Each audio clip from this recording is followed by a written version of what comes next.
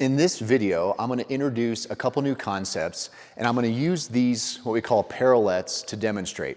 We're going to do an exercise that I call the parallette iso extreme push-up.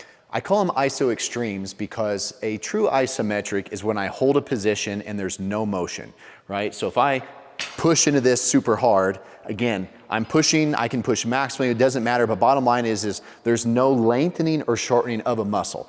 That is a true isometric.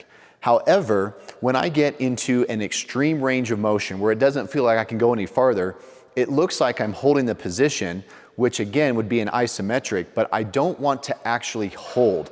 What I'm doing is I'm going to actually use the opposing muscle groups to continue to activate, which then tells the antagonistic, so again, just basic anatomy here, most muscle groups have an opposite. So I've got a bicep that does this, I have a tricep that does this. When my bicep is being active, it's telling my tricep to lengthen, and vice versa. When my tricep turns on, it lengthens my bicep. So if I were to, let's say, come here, and let's say I was so tight in the elbow joint that that's as far as I could go. So let's say this tricep doesn't want to lengthen anymore. Well, if I keep focusing on the bicep and I pull tighter and tighter and tighter, see how it's going to lengthen this a little bit more, a little bit more, a little bit more. This is the concept. So we're going to put ourselves in lengthened positions and then continually using the agonist, the muscle that's turning on, to tell the opposing muscle, the antagonist, to lengthen more, which is both going to give us a greater range of motion as well as teach us how to get stronger in the most vulnerable position, which is at length. So again, if I wanted to look at something like a hamstring, right? If I really lengthen it, that is where the hamstring is under most tension and has the most chance of getting injured.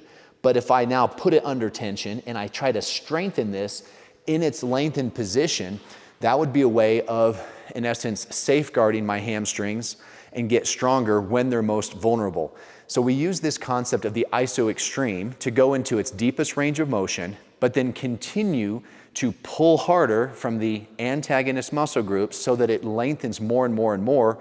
And if we do it under load, now we're strengthening.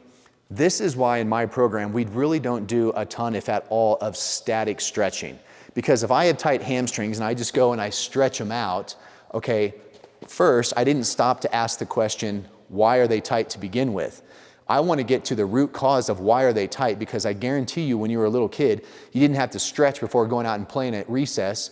You just went out and played. You could just get from the desk at school, as soon as the alarm went off or the bell chimed, you went out and you just sprinted. You didn't worry about pulling a hammy or hurting your back, because as a little kid, you had better balance within your musculature, you had better movement qualities, you had a whole bunch of better things that we got to actually go back in time to bring back. And the only thing you didn't have was, let's say, like absolute strength and power. So we want to go back and get those muscles balanced. And if we get tight, it's usually because our body's trying to guard and protect, or we have imbalance, or we have injury, or. These are the things that we have to answer. Not just the symptom of the problem, which is, okay, now that my hamstrings are weak, and now I've been sitting in desks all day long, and now I haven't been training my hamstrings, therefore, now they feel tight because they're holding on for dear life, guarding and protecting. If I just static stretch, guess what? It doesn't work. So what do we want to do? We want to actually regain the muscle balance, regain the appropriate muscle function, and that's how we restore both range of motion, which again increases our ability to be flexible. And we want to make sure that if I increase range of motion, I'm also strong in those ranges of motion. All right, so that's the concept of the iso extreme, but we're going to do that today in the regards of our chest. And therefore, this is the setup for our next tutorial, which is going to be how to bench press or do push-ups. So this is that exercise that I'm going to show you right now. Okay. All right, so if I come in here and I put my hands like I'm in a push-up position, most people, if I said go down and hold, you would go down to a level and then you would be resisting the ground. Like I'm actually pushing back up and counterbalancing my force times gravity to hold a position. But the moment I start to resist, what am I telling these muscles to do? I'm telling them to tighten up. I don't want muscles tightening up. I want muscles lengthening like a rubber band stretching so they can continue to absorb force.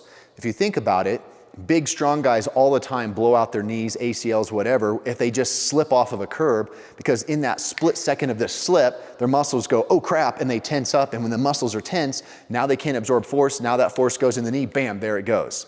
So we're always trying to teach the muscles how to stay at length under load. So again, if I get in this position, the first thing is, how do I even lower myself? I don't want to have all these like little resisting motions on the way down. I want to actually pull smoothly. So what do I mean by pulling? If I were up here and I were to pull these back, what am I using? I'm obviously using my back muscles. So I am using my back muscles to pull, which then allows my chest and shoulder and tricep to lengthen. That's what we want. But how do I do that when I'm in this position?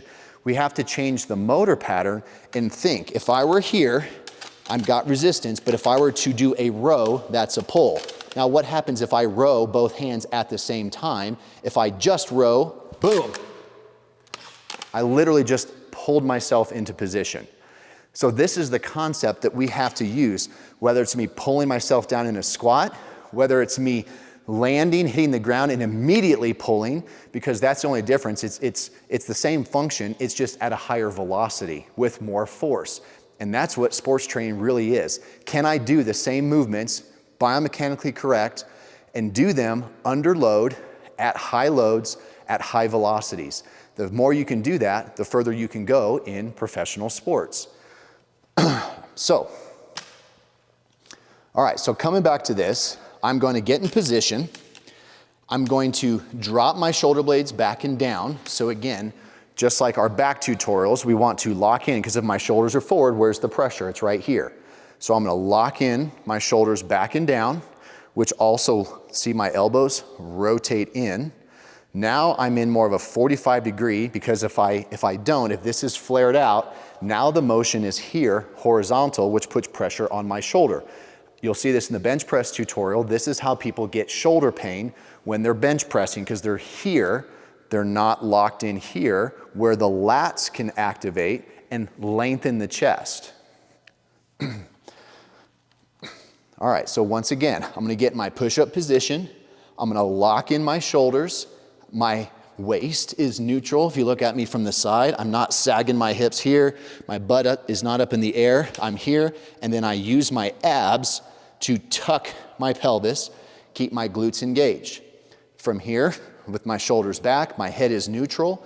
I am going to pull into position to the point where it feels like I can't go any further.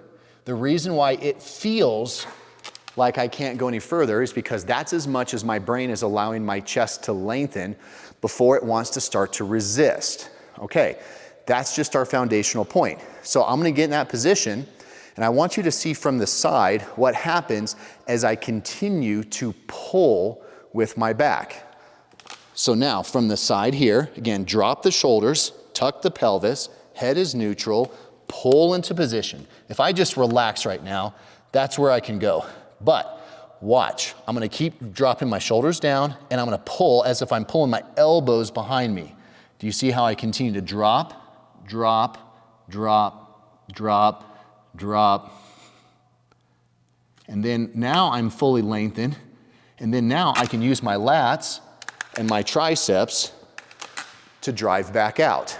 And that is gonna be the foundation of how I do a push-up.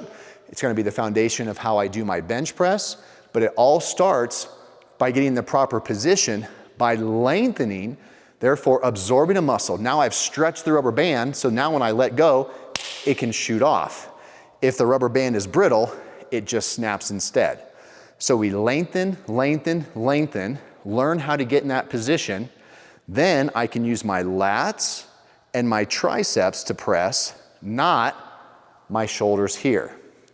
Now the last part of this is that's how to perform it, but do I do sets, do I do reps?